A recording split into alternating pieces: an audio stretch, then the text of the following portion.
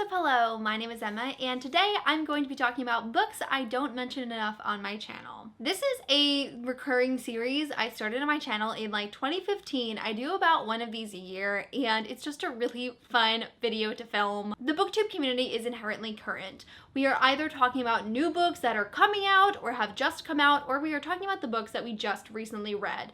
And it is so easy for the books we have read a few months ago, a few years ago, to get lost in the cracks. So I like filming this video because it gives me the opportunity to talk about some of those books. It allows me to highlight some underhyped books, some backlist titles, and it's just like a very refreshing piece of content that I really like to film. The first book I'm going to be sharing with you guys is Cat and Meg Conquer the World by Anna Primaza. I was sent this book for review last year around November or so. I posted a video where I talk about books about friendship, and I wanted to feature Cat and Meg Conquer the World in there because it is such a wonderful story about girl friendship. As I'm sure you can assume, this story follows two girls named Cat and Meg. Cat has anxiety, so it is difficult for her to make new friends and connect with people, so she feels the most comfortable playing her favorite video game. And then we have Meg, who has ADHD and has a bad habit of pushing people who care about her away. And so these two girls are thrown together to work on this year-long science project together, and although they seem so different to start, it ends up that they both share a love for the same video game streamer on a website like YouTube, and they start a really beautiful friendship from there. I really love how this story focuses on the different identities and different experiences that teens have. I know that I was really able to relate to Kat with her anxiety and panic attacks. It came across very well researched and very authentic. In addition to having ADHD, which is already a greatly underrepresented disorder in the media, Kat is also Black, so there is some great discussion about race in this story, but it also focuses on family relations, as Kat has a very strained relationship with her father, and that discussion was just so well constructed. But the main thing I love about this story is just the awesome, empowering girl friendship. I think Kat and Meg have such a beautiful relationship together. You know, Meg really does a great job of bringing Kat out of her shell and helping her to realize that she is capable of so much more than she realizes, and I love how Kat is sort of like the mom friend to Meg. Like, she helps her stay in line, she helps her study and keep her good grades, and they just balance each other out so perfectly. I feel like a lot of people could relate to Kat and Meg's friendship with their best friends. It is an all-around cute, heartwarming story that focuses on friendship. It's also super nerdy and geeky, and it's just really fun. If you're looking for something lighthearted and enjoyable to make you smile, I definitely recommend this one. The next book I do not mention enough on my channel is The Dreadful Tale of Prospero by Alexandra Bracken. I have loved Alexandra Bracken for so many years. I have read from each of her series, and I just think she is so talented. She's one of my all-time favorite authors. Prospero was her first journey into the world of middle grade, and as someone who has read some middle grade in the past but has recently been making it more of a priority with the sequel to this book coming out next year, I am just so in love with The Dreadful Tale of Prospero.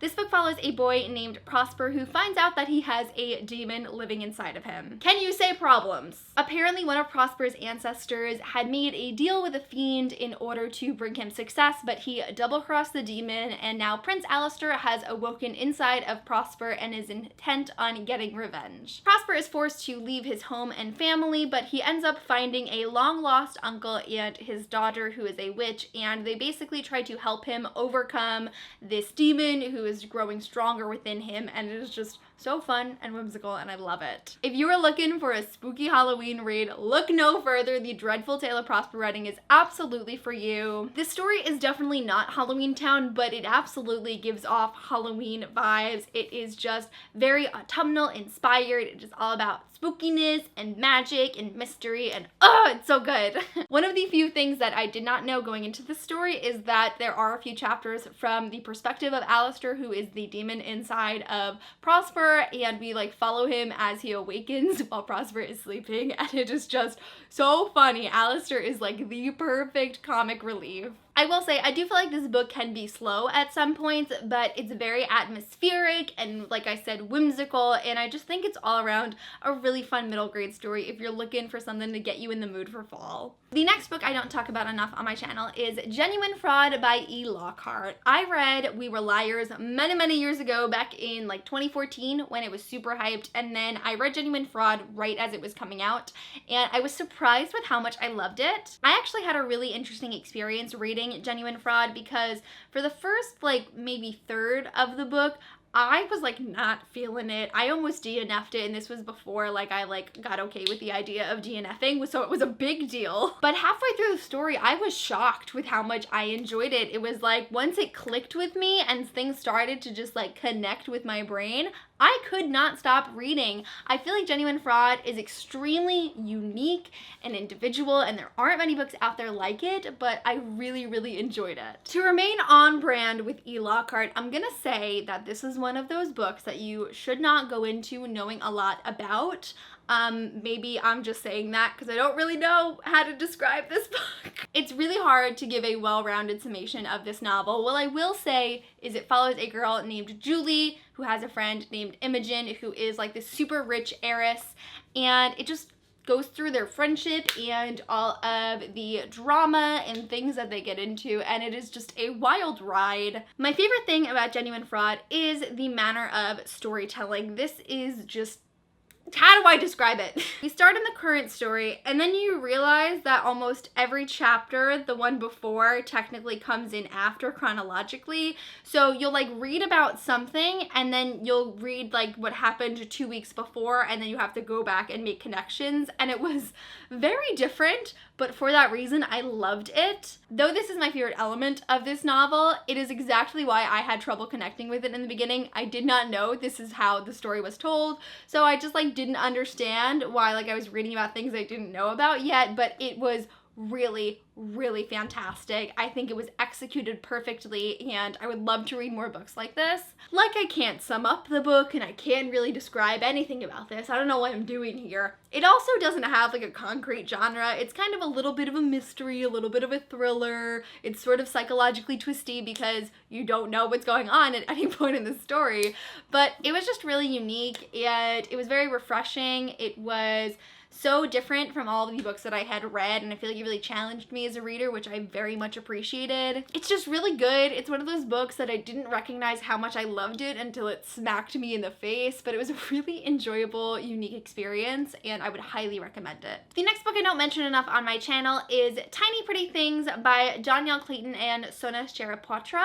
This is a fun YA series. It follows these three girls who are all at the American Ballet Company, and just about all the drama and crazy things that you can't even anticipate that happen while they're all vying for the same spot. We have a lot of diverse representation in this book. We have a Black main character as well as a Korean main character who has an eating disorder, and it is just, it's interesting, man. The one thing I didn't like about this book is just like the level of drama. There is just so much drama that it hit the point of unrealistic for me. But like, I'm someone that grew up on Degrassi and Skin, so like part of that is also why I love it. It's a little sensational in that respect with how far these girls are really willing to go in order to make it to the top, but it's fun, it's entertaining, it's really gripping. I grew up a recreational dancer. It has been a huge, consistent part of my life since before I can even remember, so it was really cool to read about characters I could relate to in that respect, and it was also nice to see a different side of the dance world that I had never experienced. It's just sort of like a trashy YA duology, and every time I say trashy, like, nobody gets that I'm not saying that it's a bad book.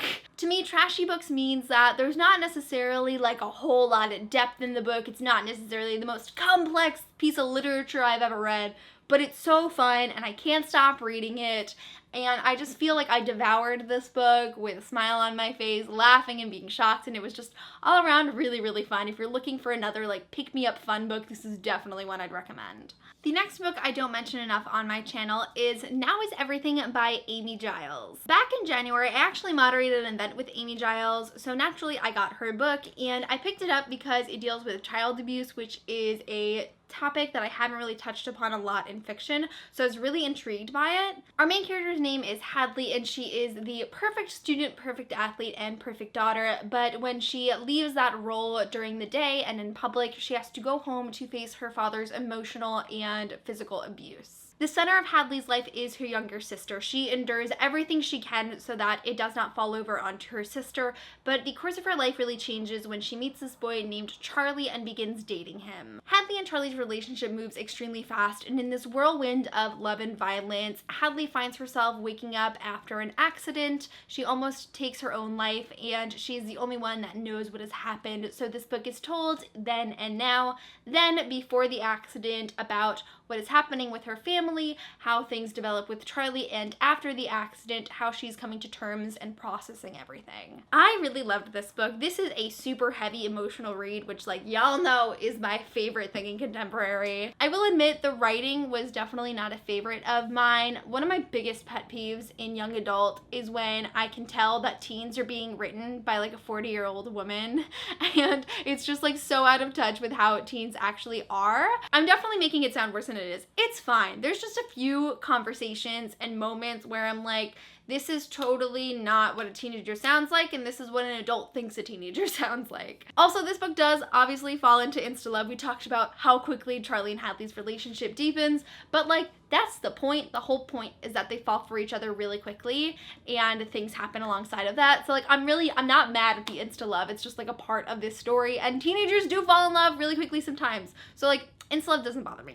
But it was honestly such a moving story about abuse, and I'm getting choked up just thinking about it. Like, this book had me crying on the Long Island Railroad. And honestly, if you're from New York, that's probably not like a surprising sight, but like, it was so emotional and it made me feel things, and I hurt inside, and it was great. It's really raw and gritty. Your stomach will clench at some of these scenes, but it was so honest that I loved it. I love books that deal with dark topics like this and bring them to light, and it was just a really moving story. I loved it. Amy Giles also has another book coming out later this year called That Night, and it deals with the after effects of a mass shooting, which I'm really, really excited for. So I'm very happy I read Now Is Everything, and if you're someone like me who likes these like dark, controversial contemporaries, I would highly, highly recommend this one. And the final book that I don't talk enough about on my channel is like an old fave. I feel like everyone loves this book, and that is Legend by Marie Lu. I read Legend back in 2014. Once again, it was one of the first books that I read when I was like just into booktube and I had discovered the dystopian hype, and I loved it. Legend is a dystopian trilogy that takes place in a nation called the Republic, and it follows two teens, one named June, who is a military prodigy, and one named Day, who is the nation's most wanted criminal. And so June and Day's paths cross when June's brother Matthias is murdered and Day is the main suspect. I love the Legend trilogy. This is one of those series that like I need to reread because it was so good at the time, and I feel like it really has aged well, and I would still love it to this day. Now, I don't remember so much of the actual like content of Legend because I did read it like 3 to 4 years ago, but I have a lot of like vivid memories attached to it. I remember I was reading Champion, which is the last book in the Legend trilogy, in school during my government class, and we were divided up into our own little groups and we were doing our own little things, and so I was reading, of course, and I'm just like sitting there hyperventilating, trying not to cry, and my group members are like, Emma, are you okay? And I'm like, yeah, fine, just keep doing your work. I just have nothing but good memories attached to Legend. It just reminds me of like a simpler, fun time where like all I really wanted was just like that gripping story, and Legend really provided that for me. Since reading Legend, I did read Marie Lu's most recent release, which is Warcross, and ended up being one of my favorites of last year, and I'm so excited for Wildcard. I still have not read The Young Elites, which I really want to, but I'm just like a lover of Marie Lu. I cannot wait to see what she puts out in the future, but Legend will always have like a soft space in my heart because it was just so cute and wonderful and intense and fantastic and just all the good things that you could say about books. It was great. I loved it. So that really concludes the books that I do not mention enough on my channel. I really hope you guys enjoyed this video. I always have so much fun talking about books and highlighting ones that I haven't talked about for years at some point. If you are a booktuber, book blogger, bookstagrammer, let me know what books you don't talk enough about on your platform, or if you are just a reader, what are some books that you feel that you've forgotten about over the years that you really enjoyed at the time. But that is it for this video. Thank you guys so much for watching, and I will see you soon for a new one. Bye!